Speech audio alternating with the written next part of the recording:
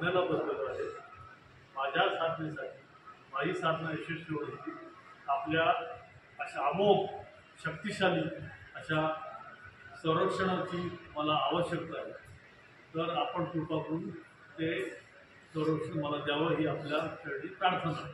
अशी नम्रपणे प्रार्थना करायची आणि आपण कल्पना करायची.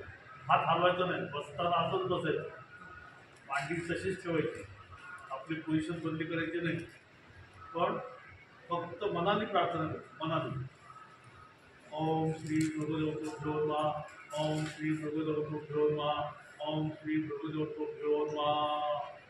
हे भगवतो देवेंद्र शिष्य आपणास विनंती करत आहे की आपलं नाव घ्यायचं. मी साधनेसाठी बसलेलो आहे. मला आपल्या साधनेसाठी आपल्या संरक्षण कवचाची अत्यंत आवश्यकता आहे. आपण संरक्षण करून जावं असं बोलून मनातून प्रार्थना करून ओम श्री भगवतो नमः, ओम श्री भगवतो नमः, ओम श्री भगवतो नमः असं एवढ्या अवधीमध्ये जे संरक्षण कवच पूर्ण झालं अशी आपण मनाने कल्पना करायची. असं नाही, असं त्याचप्रमाणे ऋतदेव ओम श्री ऋतदेव नमः, ओम श्री ऋतदेव नमः, ओम श्री ऋतदेव नमः, ओम श्री ऋतदेव नमः, ओम श्री ऋतदेव नमः. मी श्री देवेंद्रनाथ शिष्य साधनेला बसलो आहे. माझ्या साधनेसाठी आपल्या अत्यंत अमोघ शक्तिशाली अशा रक्षा करण्याची मला आवश्यकता आहे. आपण कृपा करून ते द्यावं अशी आपल्याकडे प्रार्थना. ओम श्री ऋतदेव नमः, ओम श्री ऋतदेव, ओम श्री ऋतदेव नमः. काही न हलता बिलकुल हालचाल न करता बसल्या ठिकाणी त्याच अवस्थेमध्ये अशी मनातल्या मनात प्रार्थना करते. मी मोठ्याने म्हणून तुम्हाला दाखवलं, मोठे बोलायची आवश्यकता नाही, मनातली प्रार्थना त्याच्यापर्यंत पोहोचते. कळलं? तसंच ओम श्री भगवतो नमः, ओम श्री भगवतो नमः, ओम श्री भगवतो नमः, ओम श्री भगवतो नमः, ओम श्री भगवतो नमः, ओम श्री भगवतो नमः. ओम जय श्री भगवतो. मी देवेंद्रनाथांचा शिष्य आपल्या साधनेसाठी बसलेलो आहे. माझ्या साधनेसाठी आपल्या अमोघ शक्तिशाली अशा रक्षा करण्याची मला आवश्यकता आहे. आपण ते कृपा करून द्यावं अशी आपल्याकडे प्रार्थना.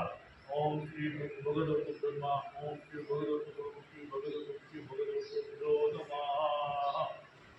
त्याच्यामध्ये आणखी भाग आहे की त्या देवताची आपण त्याला ज्या आळवणी करतो तेव्हा त्यांची मनातल्या मनात ह्या काही सेकंदाचा भाग आहे हा, त्यांची आपण पूजा हळद कुंकू किंवा बसून प्रार्थना करतो, पूजा करायची.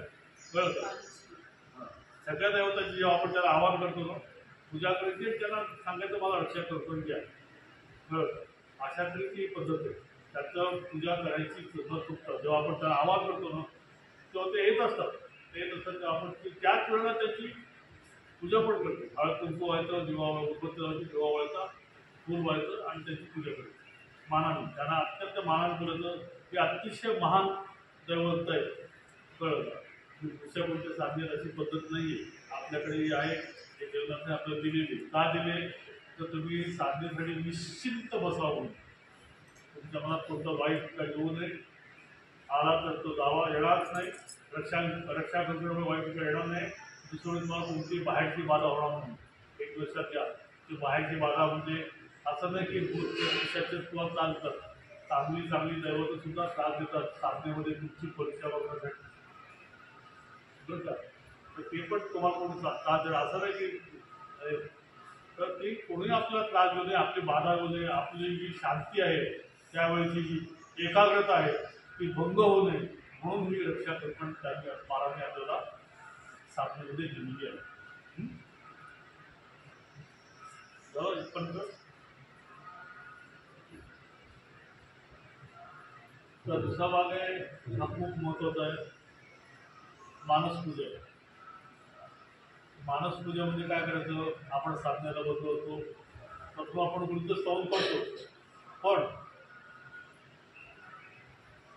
आपल्या गुरूंना आपण आळवणी करायची मनातल्या मनात. मी साधनेला बसलेलो आहे, माझी साधना आपण यशस्वी करून जा. पण त्यासाठी आपण गुरुपूजन केलं पाहिजे. तर ते कसं करायचं ते ज्याचं त्या ठरवतं. आता आमची जुनी पद्धत काय होती सांगतो. आम्ही शिवामढीला मंदिर पण झाले होते, समाधी पण नव्हती झालेली. त्याच्या अगोदरची गोष्टी सांगतो, म्हणजे 82च्या अगोदरची गोष्ट. आम्ही आपलं महाराजांचं म्हणजे साधे होतो, आम्हाला कमी होतो, साधं साधं महाराज समोर आणायचे. आणखी महाराजचे काय काय आपलं बोलायचं तेव्हा बोलत होतो तसे, आणि पायावरती हळद वाहून आम्ही पूजा करायची. आणि ते सगळे आम्हाला साधण्याला मदत केलं. पण तेव्हा महाराज होत होते अशी साधी पूजा करायची. नंतर मग मंदिर झालं. मंदिर झाल्यावरती आम्ही काय ठरवलं, सगळ्या असं ठरवलं म्हणजे आपली चर्चा झाली की आपण एक कल्पना करूया. आपण मंदिराच्या पायऱ्या चढतोय, पहिल्या पायरीला नमस्कार केला, डोकं टेकलं खालच्या, कळलं का.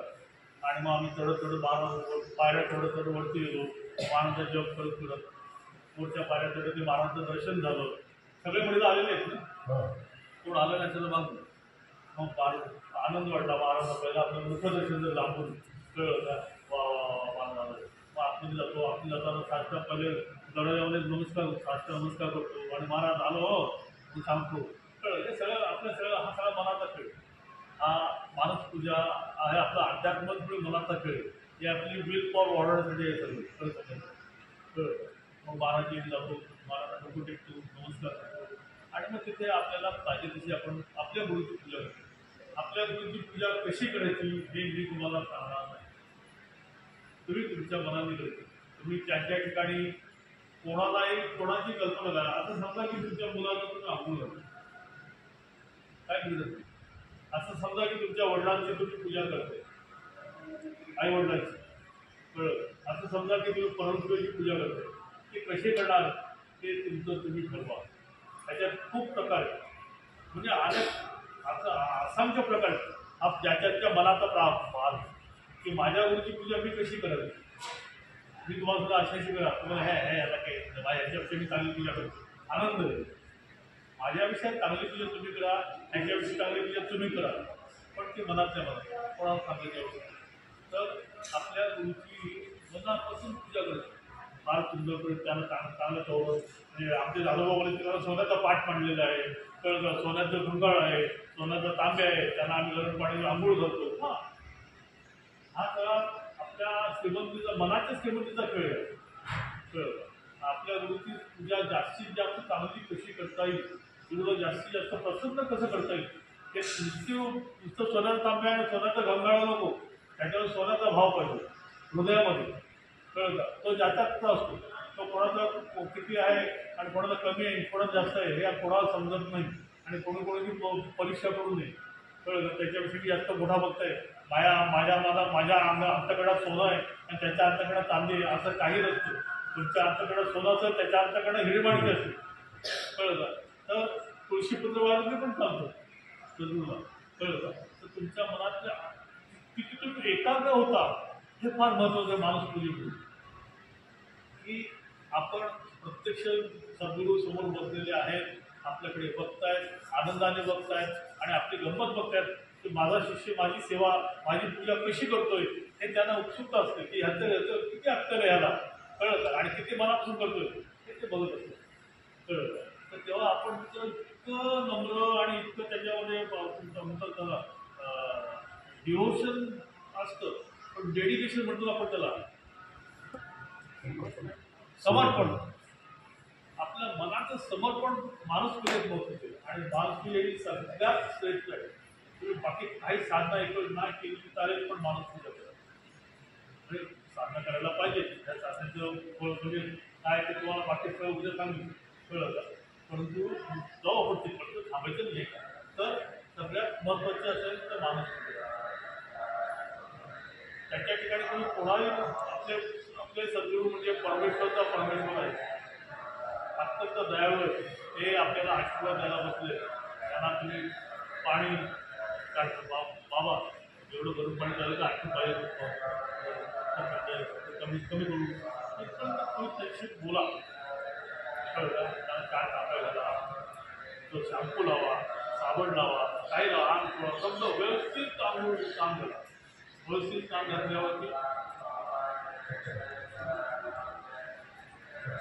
हलक्या हलक्या फडक्याने स्वच्छ हातच्या करतो समजा अंग व्यवस्थित टॉवेल बाहेर आले परत पातळ पायाचं नुसतं करायचं, कवळं दिसायला घ्यायचं, कुंकूला आपलं हे लावलं, गंध लावायचं, माळ घालायची, कळला बसवायचं, काय घाला, चहा घाला, कॉफी घाला. मनुष्य प्राणी समोर आपल्या समोर प्रत्यक्षात ते बसलेले आहेत असं ते गेले तर समजूच नका. समोर ते बसलेले आहेत असं समजून त्यांची पूजा करा. दुसरं कोणी नाही, ते कुठलीच बसलेले काय पाहिजे तेव्हा ते बोलले आता मला काय होतं, मला पूजा करायची ना, मला पहिली स्वामीची पूजा करायची. तर स्वामीच्या पूजेची तयारी पाहिजे आपल्या रक्तामध्ये हार फुलं दुर्वा तुळशी पंच सगळं पाहिजे. मला घ्या पूजेची तयारी असं आपण ते पण आपण कल्पना केली की आपण बसतोय सगळे तयारी करून दिलेले आणि महाराज स्वामीची पूजा करतो. हा आनंद पण तुम्ही घ्या. महाराज स्वामीची पूजा करतात हे तुम्ही बघताय पण तयारी तुम्ही करून दिली आहे महाराज. मग महाराज कसं झाले माझ्या शिष्याने चांगली तयारी करून दिलं मी आता स्वामीची मला पूजा केली. मग महाराज स्वामीची कशी पूजा करतात हे तुम्ही बघता पण ती कल्पना तुमच्या मनात नाही.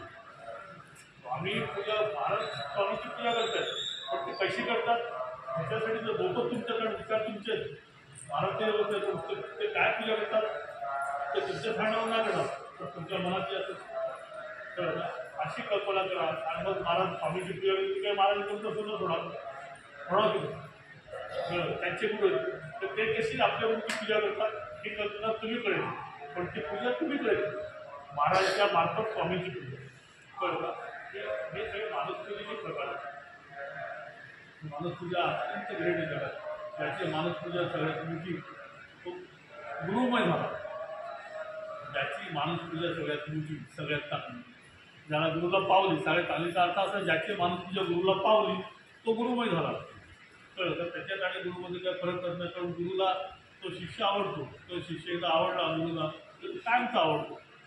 कळलं सगळ्यात महत्त्वाचं काय असेल तर ते मानसपूजा. हां आता आणखी काही मी सांगत नाही तुम्हाला मला जेवढं सांगता येतं तेवढं सांगितलं माझ्या बुद्धीने आणलेली.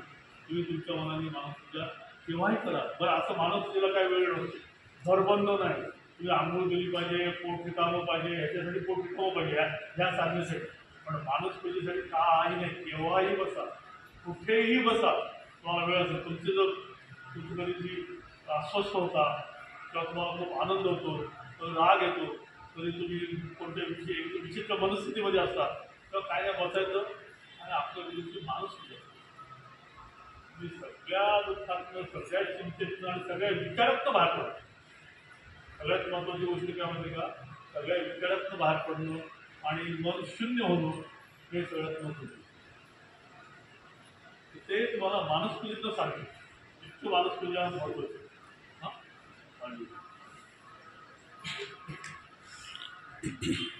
आपल्या गुरुंनी आपल्याला खूप काही ज्ञान दिलेलं आहे बोलून न बोलून न बोलतो.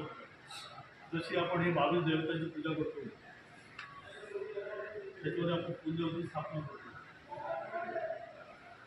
नाथपंथामध्ये नाथांनी सर्व देवतांना जिंकून लढाई जिंकून युद्धात जिंकून आपलंसं केलेलं आहे पण त्यांना शत्रू मानलेले नाही.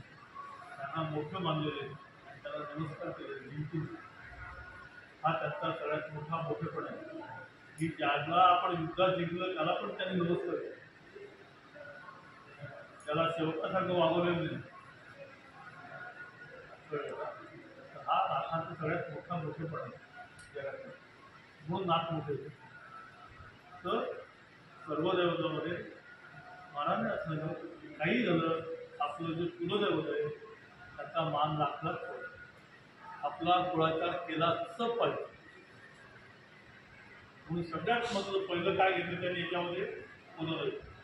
तर कुलदैवताला आपल्या शिरस्थानाची विचार आरोहण करून स्थानापन्न होण्याची प्रार्थना आणि आपलं जे कुलदैवत असेल त्याचं आपण स्मरण करायचं आणि नाव घ्यायचं. ओम श्री कुलदेव नमः. ओम श्री कुलदेव नमः. ओम श्री कुलदेव नमः. या साधनेसाठी मला सहाय्य करावं आणि माझ्या शिरस्थानावरती आपण स्थानापन्न व्हावं अशी आपल्याला प्रार्थना. ती देवी असेल, देव असेल, तो कोण कुंड त्याला फार महत्व असतं. कारण त्या कुळात आपण आलो बरोबर त्यांच्या वेळी आज आपण जेवत ना ते लक्षात. आणि तुमच्या स्पेशल पाहिजे नक्की.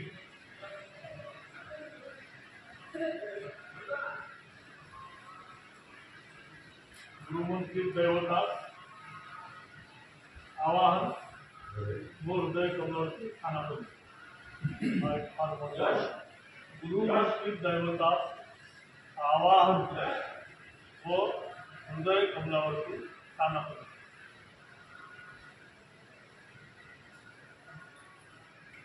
आपण बसतो कुलदेवतेला स्थानापन्न केलं तेव्हा काय गुरुमंत्री दैवता आवाहन व स्थानापन्न. कुठे हृदय कमल. आपल्या हृदय कमलाचे कोण राहणार?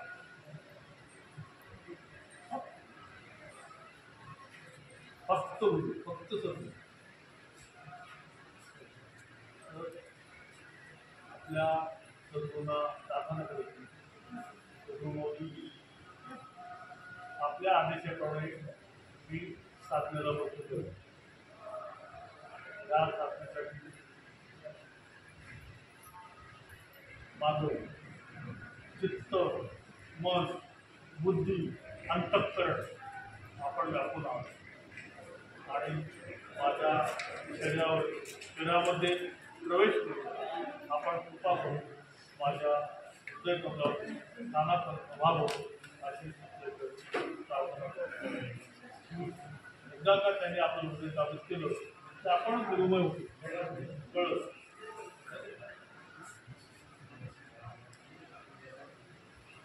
अशी त्यांना पहिले काळजी करायची आणि आपण मनात भाव निर्माण करत सद्गुरू आलेले ह्या ठिकाणी मला जे आठवतं आता ते महाराजांनी आम्हाला असं सांगितलं तेव्हा सद्गुरू गोष्टी मिळाला जेव्हा तुम्ही आवाज करतो आणि एक पांढरा प्रकाश गोल तुमच्या मस्तकातनं तुम्ही जाईल आणि तुमच्या हृदय स्थानावर जाऊन अशी एक कल्पना करायची.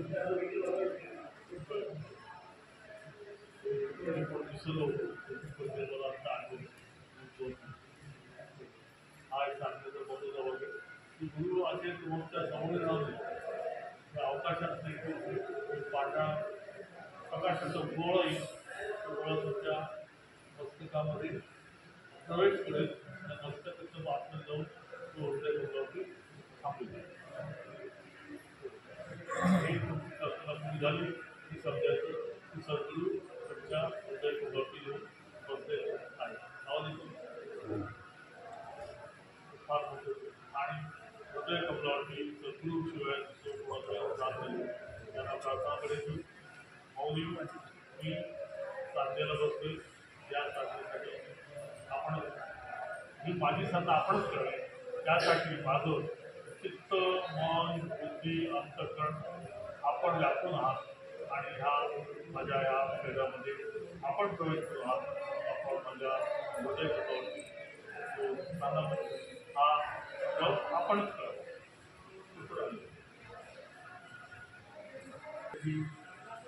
त्याला आराधना करायची साथ लागते, संमती लागते. कार्यसिद्धीस येणारा फक्त गणपतीच आहे. जर गणपतीची काळजी नसेल, अनुकूलता नसेल तर कोणतंही कार्यसिद्धी जात नाही. आपण जी साधना करतो ह्या साधनेसाठी प्रथम श्री गणेशाला प्रार्थना करायची की तो विघ्नहर्ता आहेस, माझ्या साधनेत कुठचे विघ्न होऊ नये. तू सिद्धिविनायक आहेस, माझी साधना सिद्ध व्हावी म्हणून तो माझ्या काय बोलायचं ओम गम गम गणपते नमः। ओम गम गम गणपते नमः।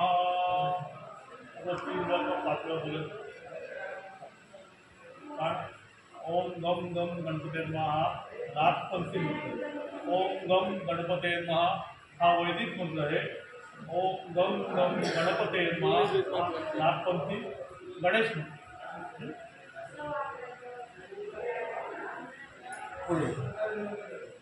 हा महाविष्णू महालक्ष्मी महासरस्वती रक्षाकंकर गण किती वाजले आंबेडकर उद्या घेतो दैवत आपल्याला मानवता दिली होते। ही जी आपली पुरातन दैवत आहे वैदिक दैवत महाविष्णू महालक्ष्मी महासरस्वती आणि महाविष्णू महालक्ष्मी इथे महासरस्वती इथे आणि महाकाल तर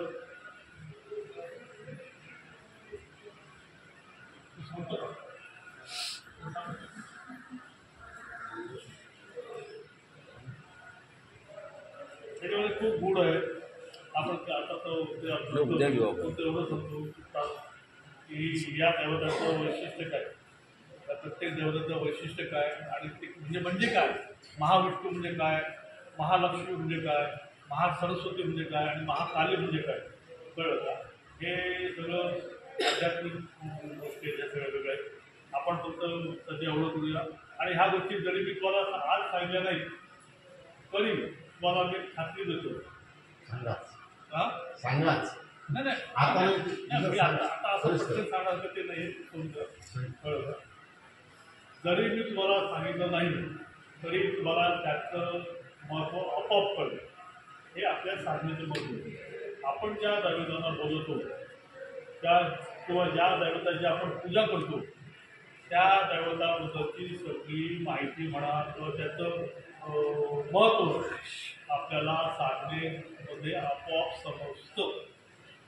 एकदा का तुम्ही साधना करायला बसला की तुम्हाला जे काही मिळतं ना ते सगळं ज्ञान आपोआप मिळतं। माणूस फक्त साधनेनेच ज्ञानी होतो।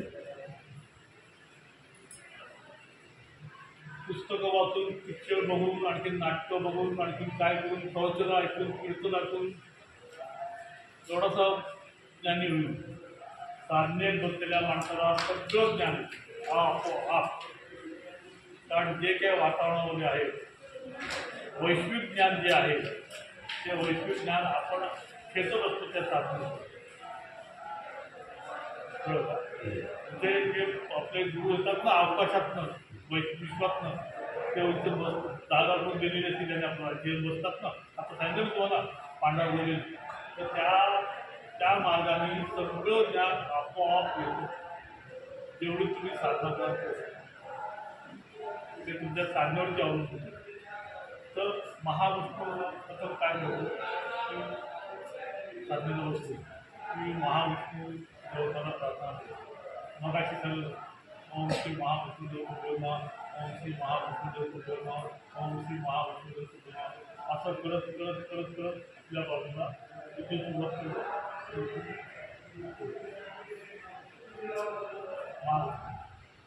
महालक्ष्मी इथे होता ओम श्री माते महालक्ष्मी देव नमः, ओम श्री माते महालक्ष्मी देव नमः, ओम श्री माते महालक्ष्मी देव नमः। साधना प्रत्यक्षम रक्षा देवी देवेंद्र शिष्य साध्य प्रत्यक्षम आवाहन करिष्ये असं प्रत्येक देवतांना ओम श्री महाविष्णू देव नमः साधना प्रत्यक्षम रक्षा करते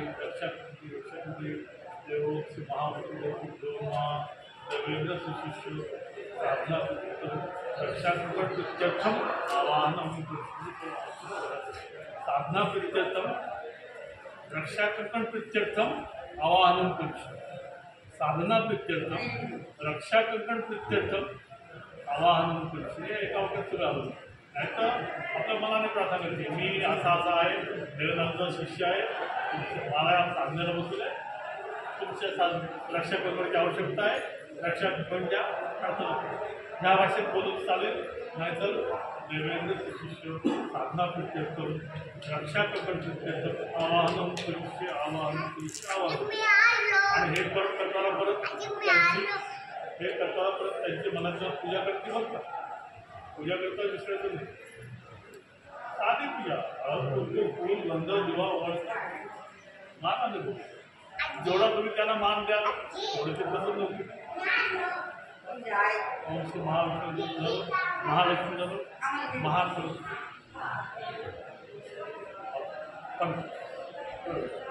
ओम श्री माते महासरस्वती ओम श्री माते महासरस्वती ओम श्री माते महासरस्वती जे आई माते महासरस्वती मी देवेंद्राचे शिष्य साधना बसवले माझ्या साधण्यासाठी आपल्या संरक्षणाची मला खूप आवश्यकता आहे आपण कृपा करून माझ्या शरीरावरती मला रक्षा करून द्यावं अशी मी आपल्याला प्रार्थना करत आहे आणि 1-2 सेकंदात 5 सेकंदात पूजा करेल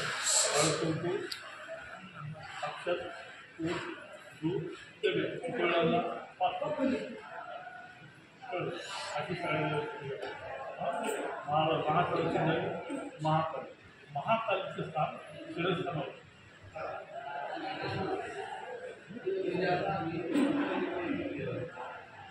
ओम श्रीमते महाकाली रुद्रमा ओम श्रीमते महाकाली रुद्रमा ओम श्रीमते महाकाली रुद्रमा श्रीमते महाकाली आई माते जगदंबे मी देवेंद्राचा शिष्य आपल्याला बसवलं आहे माझ्या साधनेसाठी आपल्या रक्षा करण्याची आवश्यकता आहे आपल्याला प्रार्थना करत आहे की आपलं रक्षा करून मला द्यावं आणि प्रार्थना करायची आणि पूजा करू आणि रक्षा करून पुढे जाऊ म्हणजे आलं महान आलेले बसलेले असते समजूत अक्षय मनाची समजूत भावना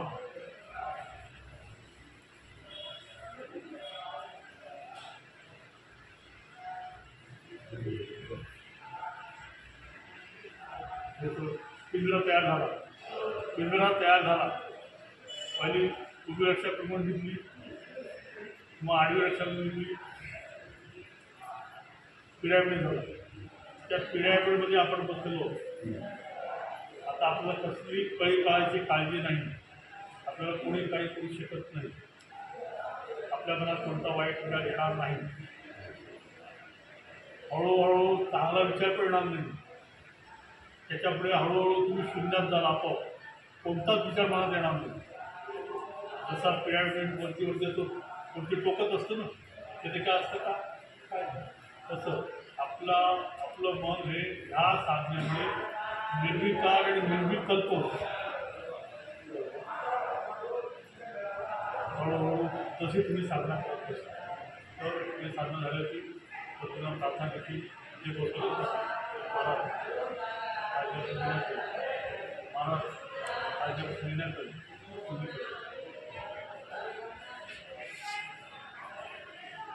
महाराजची बुद्धी सोडायची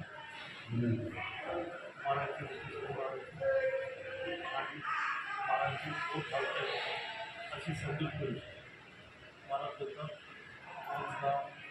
दत्तात्रय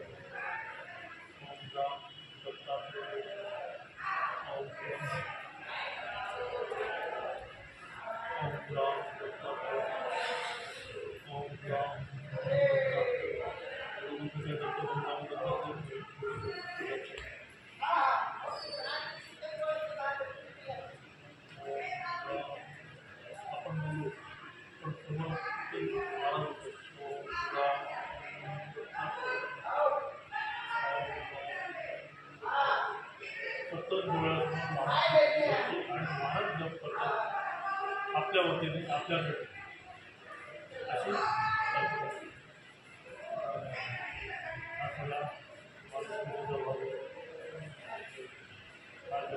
अशा प्रकारचे काही अडचण हळूहळू गळीतली काष्टी पाठण किंवा फक्त माझ्याबरोबर शत्रू आहेत हेच जाते त्याच्यापेक्षा आणखी आपल्याला काही जास्त मिळतं आयुष्यात. परमेश्वरचं माफ आहे. आपल्यासमोर काय अनुभव आलेला आहे पुढे पण अनुभव एवढा वेळ तुम्ही सांगितलं असतं तुम्ही एवढा वेळ प्रार्थना करणार, एवढा वेळ साधना करणार झाली की तुम्हाला आपोआप तुम्ही भाग वाटतो. आपोआप ते झालं की समजतं आपली साधना ती वेळ संपली. मग काय करायचं?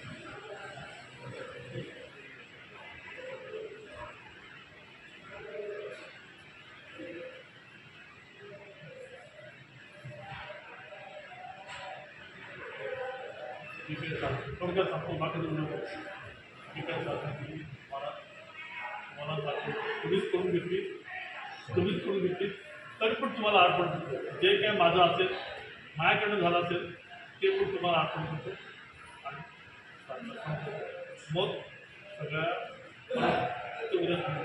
देवतांना ज्यांना आपण बोलवलं त्यांना पद्धतशीर नमन करण्यास निरोप द्यायचा द्यावं लागतो. त्यांना बोलवलेलं त्यांना निरोप द्यावं लागतो. कळलं का? साधनेसाठी मला आपण रक्षा करून दिलं त्याबद्दल आभारी आहे. नमस्कार करतो. माझा नमस्कार स्वीकार करा. आता माझी साधना थांबवतोय मी. तर आपण परत या.